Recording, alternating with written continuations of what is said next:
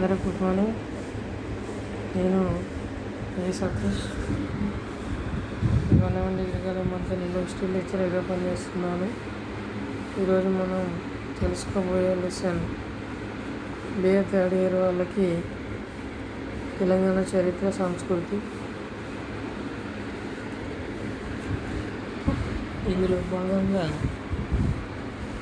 తెలంగాణ పరిపాలించిన రాజవంశాలలో ఇంతకుముందు క్లాస్లో చెప్పుకున్నట్టు పశ్చిమ చాళుక్యులు లేదా బాదామి చాళుక్యులు ఒకరు.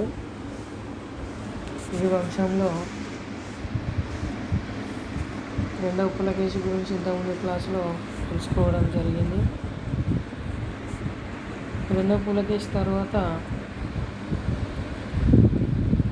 అతని యొక్క కుమారుడైన వినయాదిత్యుడు అధికారంలోకి రావడం జరిగింది.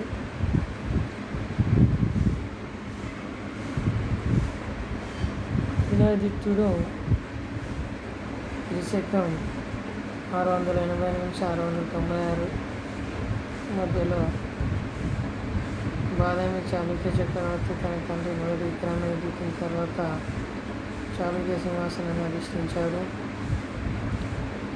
ఈయన పాలనా కాలము సుఖశాంతులతో తులతూగినది. ఈయనకు సత్యాశ్రయ అన్న బిరుదు ఉంది. వినయాదిత్యుడు తన తండ్రి పాలనలో సేనా నాయకుడిగా పల్లవులతో యుద్ధం చేశాడు. పల్లవులు పూర్వం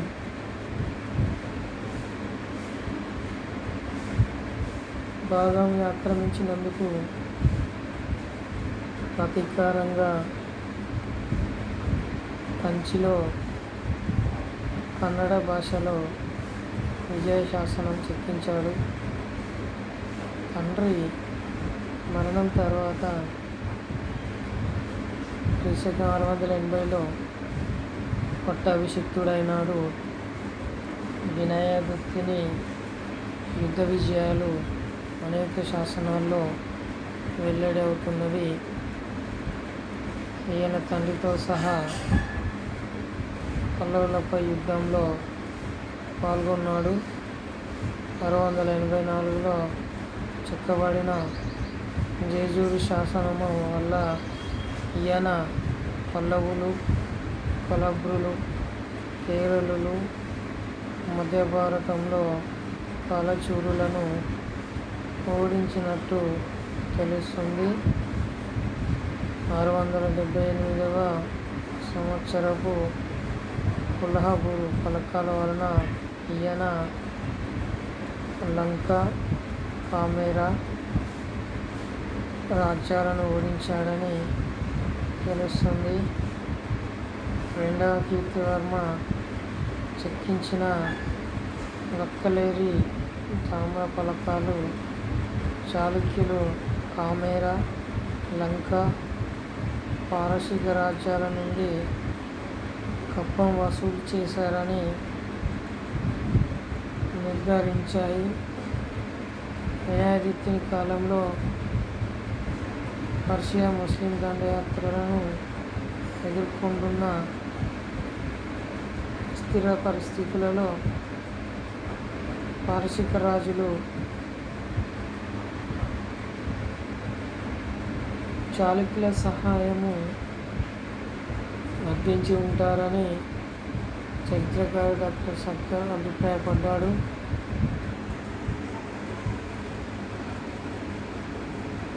ఉత్తరాదిపై దండయాత్ర వినయాదిత్యుడు తన కుమారుడైన విజయాదిత్యుని ఆధ్వర్యంలో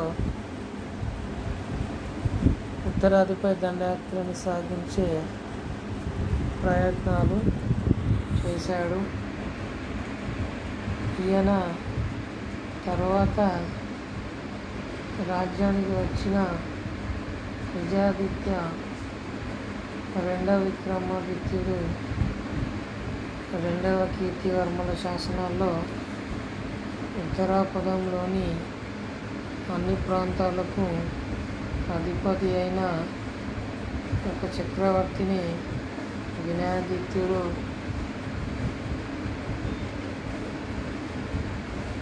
ఓడించినట్లు సూచిస్తున్నాయి. కానీ సకలోత్తరాపదనాథునిగా పేర్కొనబడిన ఆ రాజు పేరు మాత్రం ఎక్కడ చెప్పలేదు. కాబట్టి చరిత్రకారుల్లో ఈ దండయాత్ర యొక్క ప్రాముఖ్యత, వాస్తవికతపై భిన్నాభిప్రాయాలు ఉన్నాయి. 695లో చెక్కించబడిన పటోడా ఫలకాలలో ఈ ఉత్తరాపద దండయాత్రను ప్రస్తావించలేదు. ఈ దండయాత్ర యొక్క తొలి ప్రస్తావన విజయాదిత్యుని మొదటి పాలనా సంవత్సరం 696లో చెక్కించిన కాసా షిరాసి పలకల్లో కనిపిస్తుంది. కాబట్టి దండయాత్ర వినయాదిత్యుని చివరి పాలనా సంవత్సరమైన 698లో జరిగి ఉండవచ్చునని చరిత్రకారుల అభిప్రాయం. కొన్ని ఆధారాల ప్రకారం విజయాదిత్యుడు బందీ అయి కొన్నాళ్ళు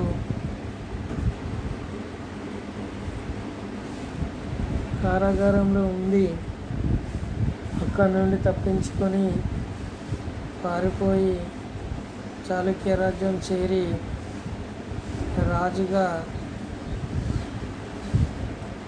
పట్టాభిషిక్తుడయ్యాడని కథనం.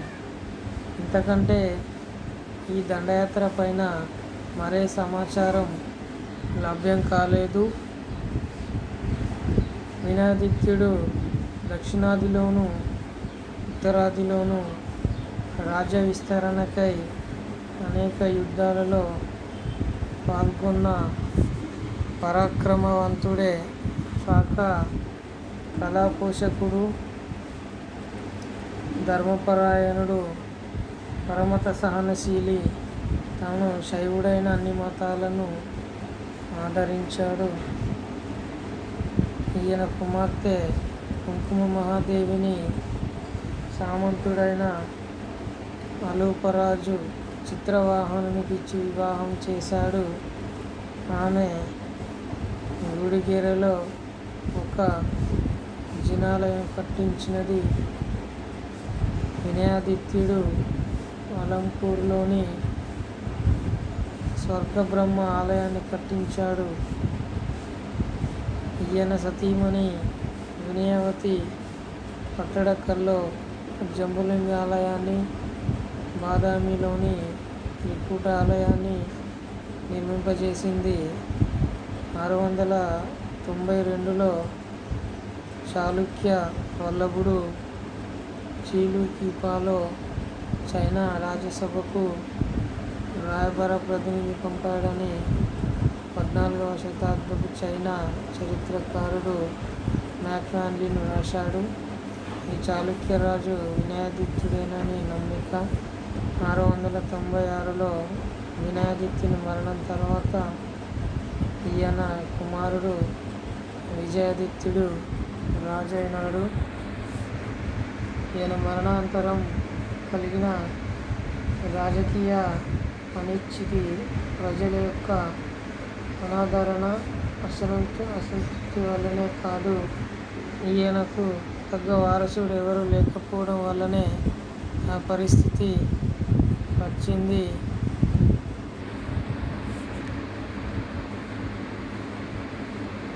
చాళుక్యుల చరిత్ర కాల నిర్ణయము 600 సంవత్సరాలకు పైగా భారతదేశంలో దక్షిణ పీఠభూమిని పాలించారు. ఈ కాలంలో వారు దగ్గరి సంబంధం కలిగి ఉన్న 3 ప్రత్యేక రాజవంశాలుగా ఉన్నాయి. ఇవి 6వ, 8వ శతాబ్దాల మధ్య పాలించిన బాదామి చాళుక్యులు. వీరిని ప్రారంభ చాళుక్యులు అని కూడా పిలుస్తారు. ఇద్దరు తోబుట్టువుల రాజవంశాలు కళ్యాణి చాళుక్యులు. వీరిని పాశ్చాత్య చాళుక్యులు లేదా తర్వాత చాళుక్యులు అని కూడా పిలుస్తారు. వేంగి చాళుక్యులు. వీరిని తూర్పు చాళుక్యులు అని కూడా పిలుస్తారు. బాదామి చాళుక్యులు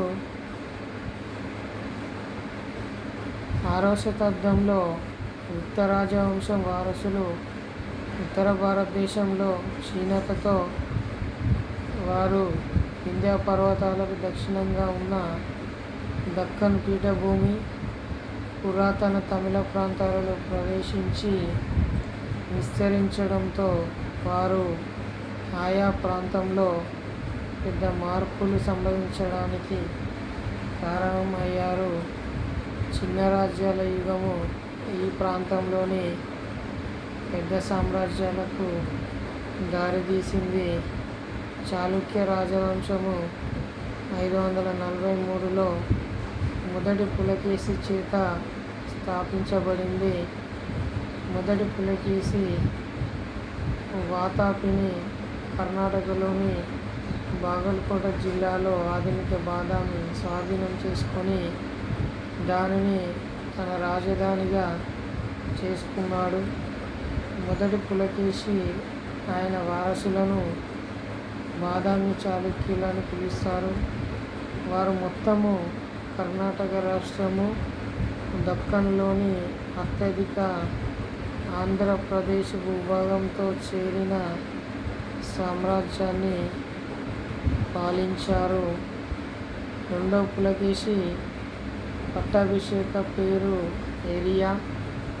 ఆయన మొత్తము దక్కన్ మీద నియంత్రణ సాధించి బహుశా బాదామి రాజవంశం అత్యంత ప్రసిద్ధ చక్రవర్తి అయ్యాడు. ఆయన భారతీయ చరిత్రలో గుర్తించదగిన రాజులలో ఒకరిగా పరిగణించబడ్డాడు.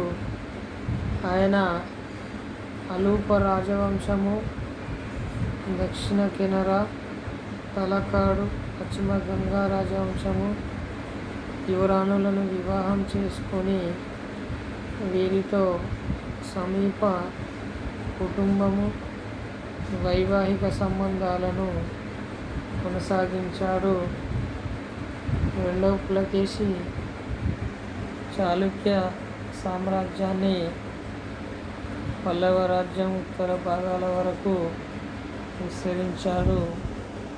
దక్షిణ దిశగా సాగించిన విజయయాత్రలో నర్మదా నది ఒడ్డున హర్షవర్ధనుడి చేతిలో ఓడిపోయిన తర్వాత ఆ దిశలో విజయయాత్రకు అక్కడితో నిలిపివేశాడు. ఆ తర్వాత ఆయన ఆగ్నేయ దక్కనులో విష్ణుకుండినులను ఓడించాడు. పల్లవ నరసింహవర్మను 642లో బాదామి మీద తాత్కాలిక దాడి చేసి ఆక్రమించి ఈ విజయాన్ని తిప్పికొట్టారు. ఈ పోరాటంలో ఉప చక్రవర్తి అయిన రెండవ పులకేశి మరణించాడు.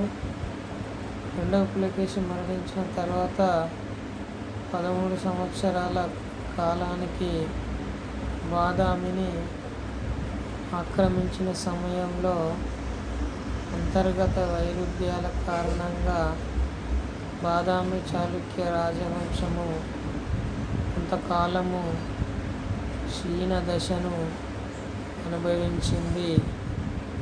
పల్లవులను బాదామి నుండి బయటకు నెట్టి సామ్రాజ్య క్రమాన్ని పునరుద్ధరించడంలో విజయం సాధించిన విక్రమాదిత్య పాలనలో ఇది కోలుకుంది.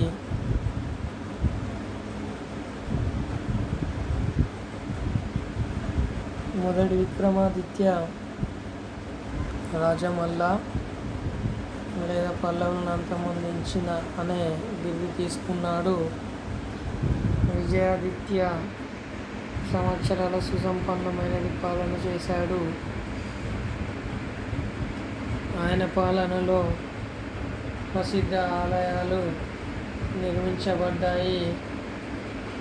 ప్రఖ్యాత రెండవ విక్రమాదిత్య పాలనలో ఈ సామ్రాజ్యం తిరిగి శిఖరాగ్రం చేరుకుంది. ఆయన తొండై మండలం భూభాగం మీద పదే పదే దండయాత్రలు చేసి పల్లవ రెండవ నందివర్మ మీద సాధించిన విజయాలకు, ప్రజల పట్ల ఆయన చూపిన దయాదాక్షిణ్యాలకు పల్లవ రాజధాని కాంచీపురము స్మారక చిహ్నాలు నిర్మించినందుకు కూడా పేరుగాంచాడు. ఈ విధంగా ఆయన పల్లవులు గతంలో చాళుక్యులను అవమానించినందుకు ప్రతీకారం తీర్చుకున్నాడు. కైలాసనాథ ఆలయంలో విజయస్తంభం మీద కన్నడ శాసనాన్ని చెక్కాడు. ఆయన పాలనలో దక్షిణ గుజరాత్ మీద అరబు చొరబాటుదారుడు ఉమయ్యద్ కాలిపేటు దాడి చేశాడు. చాళుక్య పాలనలో ఉన్న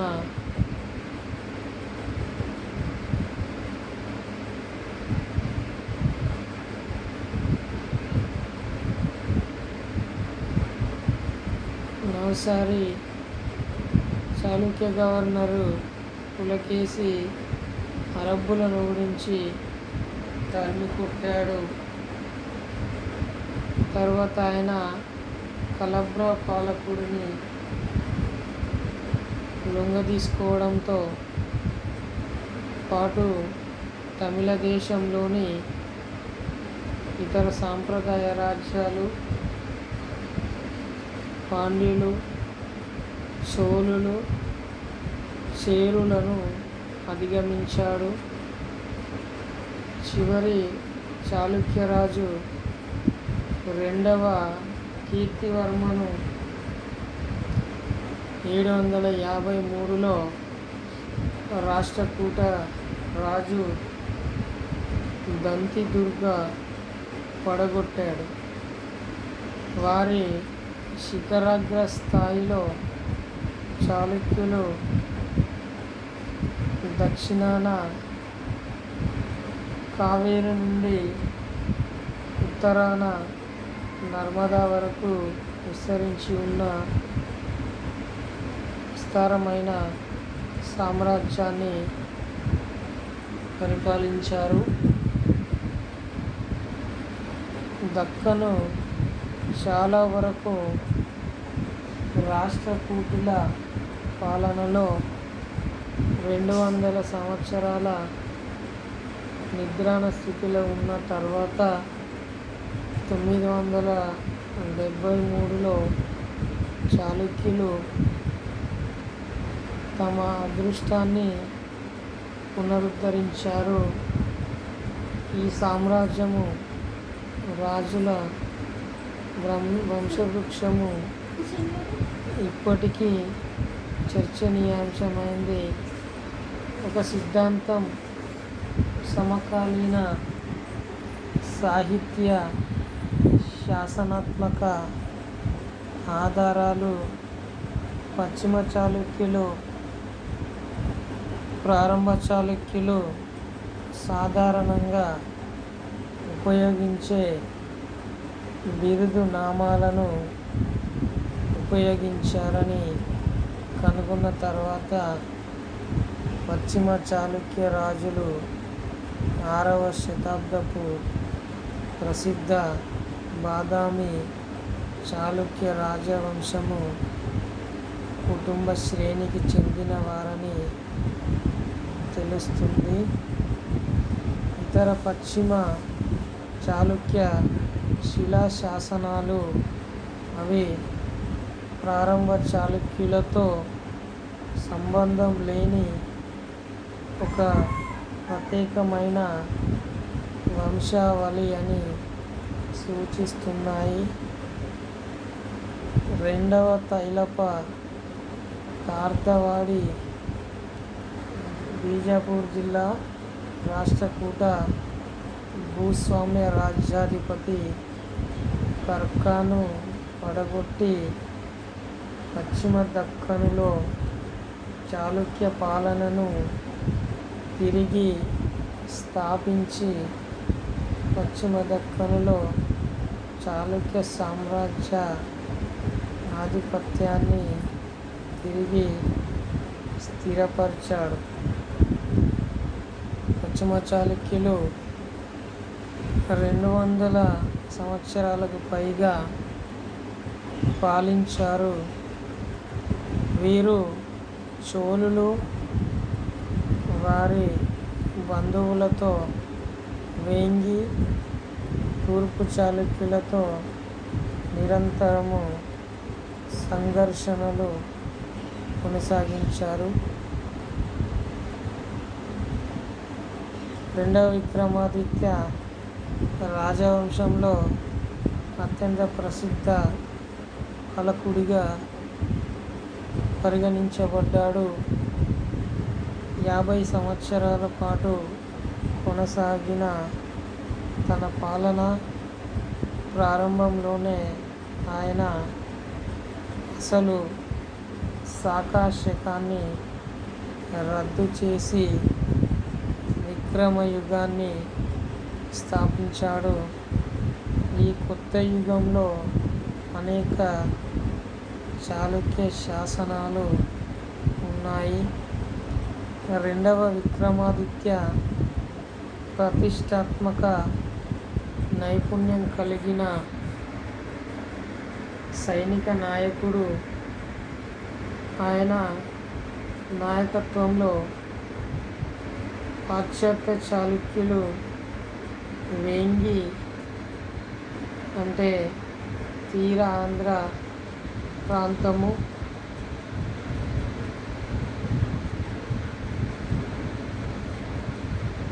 ఈ వేంగి ప్రాంతము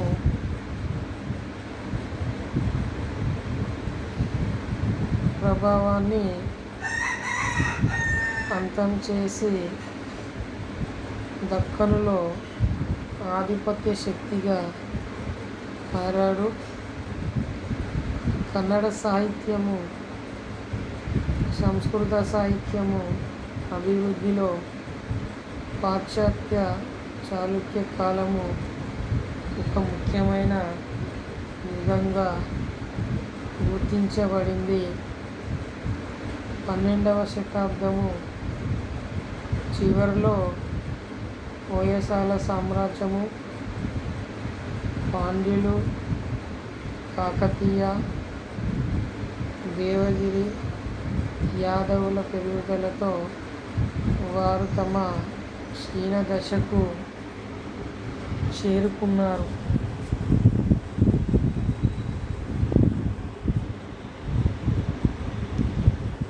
తర్వాత చాళుక్య వంశంలోని ఒక శాఖ వేంగి చాళుక్యులు. వీరి గురించి మనం బ్రీఫ్గా తెలుసుకుందాము.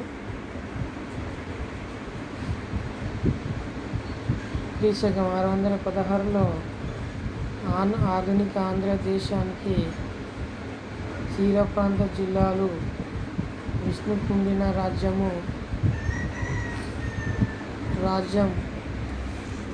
అవశేషాలను ఓడించాయి. ఆయన తన సోదరుడు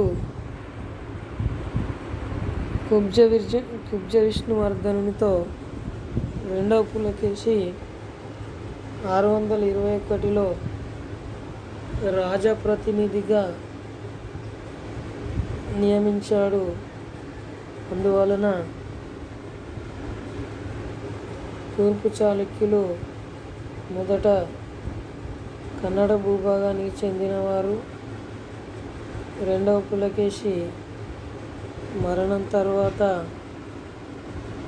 వేంగి ప్రతినిధిత్వ స్థాయి నుండి స్వతంత్ర రాజ్యంగా అభివృద్ధి చెంది తన రాజ్య పరిధిలో నెల్లూరు, విశాఖపట్నం మధ్య ప్రాంతాన్ని విలీనం చేసుకుంది. 8వ శతాబ్దం మధ్యలో బాదామి చాళుక్య సామ్రాజ్యం క్షీణించిన తర్వాత రాష్ట్రకూటులు పశ్చిమ దక్కన్ కుతపాలకులు తూర్పు చాళుక్యుల మధ్య ప్రాదేశిక వివాదాలు చెలరేగాయి. తరువాతి 2 శతాబ్దాలలో తూర్పు చాళుక్యులు రాష్ట్రకూటులకు సామంతులై కప్పం చెల్లించవలసిన పరిస్థితి పట్ల అధీనతను అంగీకరించాల్సి వచ్చింది. రెండవ విజయాదిత్య క్రీస్తుకం 808-847 మధ్యలో వంటి అరుదైన సైనిక విజయం కాకుండా మొదటి భీముడు పాలనలో మాత్రమే ఈ చాళుక్యులు స్వాతంత్ర రాజ్యంగా ఆధిపత్యము నిలుపుకున్నారు. మొదటి భీమ మరణం తర్వాత రాష్ట్రకూటులు ఆంధ్ర ప్రాంతంలో వేంగి వ్యవహారాలలో వరుస వివాదాలు జోక్యం చేసుకున్నారు. 1000లో తూర్పు చాళుక్యుల అదృష్టము మలుపు తిరిగింది. వారి రాజు అయిన దానర్ణవుడు 973లో తెలుగు చోళరాజు భీముడు యుద్ధంలో చంపబడ్డాడు. ఆ తర్వాత చోళ భీముడు 27 సంవత్సరాలు ఈ ప్రాంతంలో తన పాలన సాగించాడు. ఈ సమయంలో దానర్ణవ 2 కుమారులు చోళ రాజ్యంలో ఆశ్రయం పొందారు.